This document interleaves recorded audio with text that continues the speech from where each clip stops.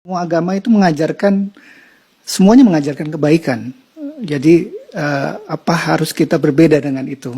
Anda merasa benar sebagai Muslim, sedangkan yang lain juga mengajarkan kebaikan. Mungkin pemikirannya saja. Semua agama itu semuanya mengajarkan kebaikan. Jadi apa harus kita berbeda dengan itu? Mungkin kadang-kadang kita diajukan dengan pertanyaan itu. Anda merasa benar sebagai Muslim, sedangkan yang lain juga mengajarkan kebaikan. Gimana kita mensikapi? Baik, gini Mas, konsepsi agama itu kan bisa diuji dalam 3 aspek. Ya. Satu aspek ketuhanan, teologinya. Yang kedua aspek ibadah, tata cara dia ibadah. Yang ketiga muamalah, yang mengatur pedoman dalam berinteraksi secara sosial. Ya kan? Oke, boleh jadi di aspek yang ketiga, semua menunjuk kepada yang benar. Mengajarkan interaksi yang benar dengan sesama. Silahkan Anda cek ya. Pasti semua agama mengatakan harus jujur, nggak boleh mencuri, kan? Nggak boleh berzina dan sebagainya. Jadi kalau ada yang membolehkan berzina, menipu dan sebagainya, dipertanyakan konsepsi keagamaannya. Di aspek yang ketiga ini, secara hukum sosial, semua bisa sepakat. Tapi dikatakan agama harus memenuhi unsur 2 lagi. Konsepsi ibadahnya bagaimana?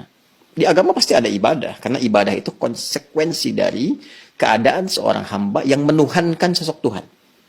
Pembuktian dari sifat menuhankan itu adalah ibadah. Harus menyembah Tuhannya. Bagaimana konsepsinya? Caranya bagaimana dia beribadah?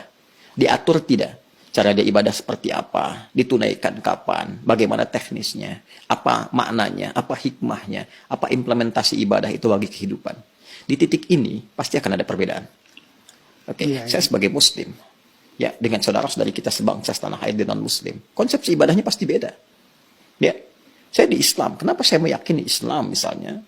Karena konsepsi ibadah saya, ya, yang saya jalani dalam Islam, itu menurut saya yang paling sesuai, paling lengkap, paling akurat, paling rasional. Ya, dari sisi sholatnya misalnya, ibadah pokok itu kan sholat. Waktunya jelas diatur. Kapan saya mesti sholat? Panggilannya jelas.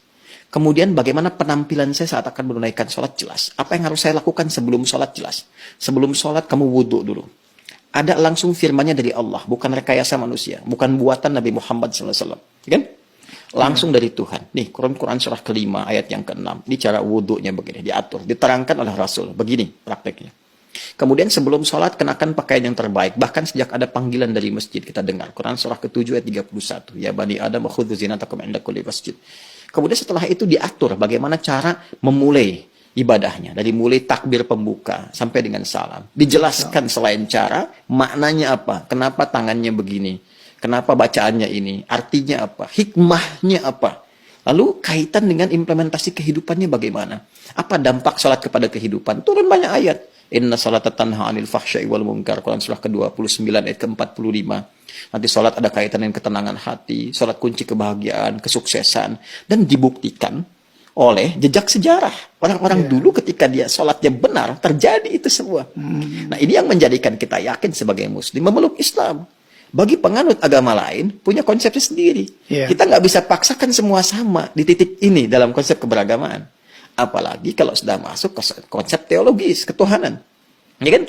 Nah, untuk menentukan agama ini, ya benar sebagai agama, kan mesti punya konsep ketuhanan. Nah, Islam pun menawarkan kepada kita secara ilmiah dan objektif untuk menguji bagaimana sih standar untuk menetapkan zat itu sebagai Tuhan, ya kan? Apa ukuran-ukurannya? Maka Islam menyampaikan, misalnya di Quran surah ke-42 Asy-Syura ayat yang ke-11, laisa kamitslihi syai' di ujung ayatnya. Ya, sifat Tuhan itu nggak boleh sama dengan selain Tuhan. Ya, harus beda, 100% harus berbeda. Ya, jadi kalau misalnya manusia ini lemah, maka Tuhan mesti lebih kuat.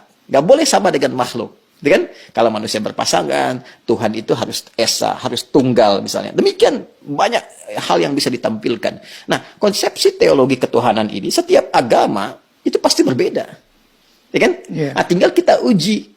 Kan negara memberikan kepada kita hak penuh, merdeka untuk memilih. Dan dahsyatnya, Al-Quran memberikan kesempatan kepada kita itu secara merdeka. Terbuka untuk memilih. Bahkan dalam aspek teologi, di Quran surah ke-47 Muhammad, ayat yang ke-19. Kata Allah, fa'lam. Anda mesti punya dasar pengetahuan. Annahu untuk menetapkan la ilaha illallah. Untuk menetapkan tiada Tuhan selain Allah. Jadi untuk menetapkan konsep ilahiyat, teologis, ketuhanan, yang meyakinkan kepada kita, oh ini Tuhan saya Allah. Ya kalau ditanya kenapa Anda nggak pilih Tuhan yang lain, kata Allah, Anda jangan sekedar bersyahadat misalnya, mengatakan asyhadu an la ilaha illallah. Itu syarat pertama menjadi muslim, syahadat. Tapi kalau Anda ingin kuat, ya dengan syahadat itu, dengan keyakinan teologi Anda itu, menuhankan Allah. Ini ilmunya loh. Makanya di Islam ada akidah, ilmu tauhid, fiqhul akbar. Nah, jadi boleh jadi semua agama itu punya konsepsi yang sama dalam aspek muamalat, interaksi sosial yang membawa norma-norma kehidupan dalam ragam interaksi sosial. Tapi bisa berbeda dalam konsepsi ibadah dan ketuhanan. Dan aspek ketuhanan yang paling pokok. Ya kan? Yeah. Jadi kalau semua sama, berarti kan mesti ada yang spesial, yang beda kan? Ya, betul. Nah, itu yang menjadikan Anda, saya, kita melihat yang spesial ini bagi saya. Konsepsi Islam sangat jelas, tidak ambigu. Ya, menentukan ketuhanan jelas. Fa'lam annahu la ilaha illallah. Innani anallahu la ilaha illa ana fa'budni. Ya, saya Allah, kata Allah, nggak ada Tuhan yang dipertuhankan selain saya. Ya, maka sembah saya. Nah, saya mencari, saya membandingkan, melihat dengan keyakinan lain, saya temukan yang paling jelas. Tidak ambigu, tidak susah dipahami sebagai muslim ya. Ya, dan saat yang bersamaan ketika kita meyakini Allah pun sebagai Tuhan, memeluk Islam, beribadah dalam Islam, saat yang bersamaan tetap diminta oleh Al-Quran, la ikraha fid din, gak boleh paksa orang. Indah gak? Iya, indah sekali. Lakum dinukum waliyadin. Hormati keyakinan orang lain. Kamu meyakini Islam sebagai agama yang benar, ya, tapi hormati orang lain juga. Ya, jelaskan keislaman Anda itu lewat penampilan Anda, karakter Anda, perilaku Anda, sifat dan sikap Anda. Kalau ditanya, jelaskan, jawab, dan sebagainya. Masya Allah. Indah nggak? Indah, Pak. Ya, jadi di situ titik perbedaannya. Jadi nggak bisa kita katakan semua agama sama, karena konsepsi dasarnya itu berbeda. Iya, iya. Paham sekarang ya? Betul, betul. Nah, kalau paham berarti nggak ditanya lagi. Ya, mungkin kita luruskan, Ustaz. Jadi, Apa berarti ada yang bengkok? iya. Ya, yang diluruskan pernyataan saya atau ada masalah nih di luar? yang berkembang sampai Anda angkat kaki itu. Yang berkembang di masyarakat, Ustaz. Jadi, Muslim yang semakin berilmu, otomatis makin toleran terhadap masyarakat di sekitarnya. Mungkin bisa dibilang begitu, Ustaz.